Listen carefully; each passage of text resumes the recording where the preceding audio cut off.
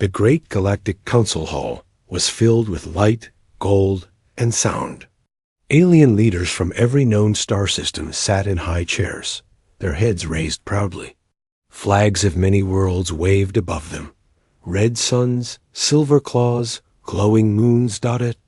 The center stood the newest member of the Union, Earth's ambassador, a human named Admiral Rourke. He wore a dark, simple suit. No medals, no bright colors.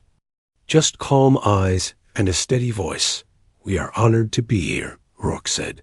"Earth wishes only peace, but we are prepared to defend it." A silence followed. Then, a deep, echoing laugh broke the room. It came from Grand Strategist Vec Thal of the Vern Empire. His green-scaled body shook as he clapped his four hands together. "Defend? With what?" he asked loudly. "Your world just left its system 2 decades ago. Your weapons are ... cute." More laughter followed. The Gorans, with their gas-filled heads, giggled like children. The Zelthi, all 6 eyes blinking, hummed in amusement. One alien even whispered, "They still use gunpowder in some parts." Right? The camera bots captured every smirk, every chuckle. Across the galaxy, trillions were watching this live, but Rourke did not react. He simply smiled. "I understand your view," he said. "We do not wish to show power today, but do not mistake quiet for weakness." Behind him, a small hologram flickered to life. It showed a simple design, a Terran warship, dark steel, triangular shape, with strange lines along its hull. Drevik Ambassador leaned forward, squinting. "That is your biggest ship?" "No," Rourke replied. "That's the smallest one we built 5 years ago." The room went quiet for a moment. Then more laughter came. "Impressive model." Someone joked. "Maybe it fires bananas," said another dot in a hidden room above the council. Commander Elias Gray watched it all. He was young, only 34, with sharp eyes and a scar on his cheek from Earth's last border war. He wasn't laughing. "They're underestimating us," Elias said quietly. Beside him, an older general nodded. "That's the plan." Elias turned to a hidden screen. It showed Earth's real strength, something not shared with the Council. A fleet hidden in the shadows, waiting near Saturn's moons, silent and cloaked. They called it Project Ironfall. While the galaxy laughed, Earth prepared. Back in the Council, a soft alarm beeped on Rourke's datapad. A message flashed. Drevik ships moving toward Proxima B. Civilian station in danger. Rourke looked up. His face was calm, but his voice now had ice in it. "If any empire touches our people, we will respond," he said. V.E. Cathal leaned back, grinning. "Earth has no bite. You only bark." Another laugh, but far above them, high in orbit. Something stirred in the dark, something that had no name in the Council records. A shape the size of a mountain, wrapped in armor no alien had ever seen. The human fleet was waking. Asterisk in the dark shadows of Saturn's rings. Hundreds of black shapes floated silently. They had no lights, no signals, no nameplates. Only silence and power. This was Project Ironfall, Earth's greatest secret. Commander Elias Gray stood at the edge of the command deck on EHS Revenant, staring out into the void. His ship was one of many built not for display, but for war. He tapped his comlink. "Status report." A voice replied, steady and calm. "All ships are in position. Engines cold, weapons hot. We await your command." Elias closed his eyes. He remembered the council room, those laughs, those alien eyes full of pride and ignorance. Saw Earth as weak, as small, but they didn't know what Earth really was. Years ago, after first contact, Earth had learned a hard truth.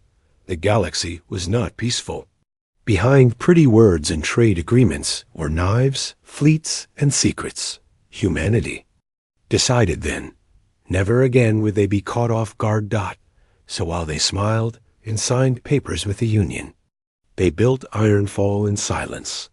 Back on Earth, Admiral Rourke walked through the underground base near the Arctic Circle. Cold steam rose from the floor as engineers and AI units moved past him. "This doesn't look like peace," said a voice. It was Minister Lane, head of Earth's diplomatic office. Her voice was calm, but her eyes showed worry. "We gave them peace," Rourke replied. "They chose mockery. Now we show them silence has teeth." Lane stopped at a large display. It showed the Drevik fleet moving toward Proxima b, one of Earth's outer mining colonies. Civilian population, 1,400. No defenses. "No chance. They're going to test us," she whispered. Rourke nodded. "And they'll find out what we've really been building." High above, in the orbit of Saturn, Elias watched as the final signal arrived. "Drevek cruiser has entered Proxima b's orbit. Threat confirmed." He didn't smile. He didn't speak. He simply raised his hand. "All Ironfall units," he said. "Prepare for Phase 1. Do not fire until I say." Behind him, massive human warships began to awaken. Hidden weapon bays opened with deep hissing sounds. Cannons unfolded like arms. Energy cores glowed blue. Drones rose from dark hangars. Scanning, watching. No alien had seen anything like this before. One ship, the Eclipse, carried a weapon powerful enough to destroy a moon. Another, the Valkyrie, could enter combat while still cloaked. "Do we go loud?" asked Lieutenant Harper beside Elias. "No," he replied. "Not yet." He stared at the stars. "We wait. Let them fire first." On Proxima b, the mining station, was shaking. Sirens screamed. People ran for shelter. Above them, the Drevik cruiser hovered like a dark god, charging its weapons. One brave engineer sent a message across the stars. "Please, help us." The message reached Earth in 4.3 seconds. It reached Ironfall in 1.1. Commander Elias opened his mouth to speak, but before he could say the words, the first shot was fired. *A. Thin red beam cut through space. It came from the Drevik cruiser and hit the mining station on Proxima b like a knife through paper. A fuel tank exploded. Oxygen lines ruptured. Miners screamed as alarms echoed through the metal halls. 7 civilians died instantly. In the control room, a child cried while holding her mother's hand. She looked up at the dark ceiling and whispered, "Will the sky protect us?" It did, but not in the way anyone expected. Thousands of kilometers above, inside the EHS Revenant, Commander Elias Gray's eyes turned cold. "They fired first," he said. Those 3 words were enough. "All units engage." Suddenly, the silent part of space lit up. Ironfall was no longer a secret. Massive engines flared to life. Warships moved like shadows waking from sleep. The Valkyrie, still cloaked, appeared directly behind the Drevik cruiser, its weapons already. "Locked. Fire," Elias ordered. The sky over Proxima b exploded. The first missile hit the Drevik cruiser's rear core. The second tore through its command deck. The third turned the entire ship into a ball of fire, spinning and breaking apart in every direction. The mining station, still shaking, went quiet. Survivors looked up and saw something new. Earth's fleet had arrived. They didn't come with warnings. They didn't come with words. They came with wrath. Far away, in the Galactic Council Hall, emergency signals flooded the chamber. Ambassadors stood up in panic. Holograms showed Earth's warships lighting the sky with blasts of white and blue. The Goran diplomat dropped his glass. "Those are Terran ships," he said, voice trembling. "No," whispered the Drevak representative. "Those are monsters." Back in orbit, the Revenant continued its assault. Commander Elias gave orders calmly.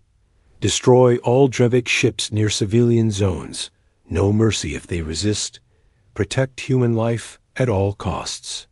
The fleet moved with brutal efficiency. One human ship, the HS Hammerfall, rammed a Drevik gunship mid-warp, ripping it in half. Another, the Ghost Star, hacked enemy communications, sending one final message across the stars. You laughed at the gun. Now face the fire.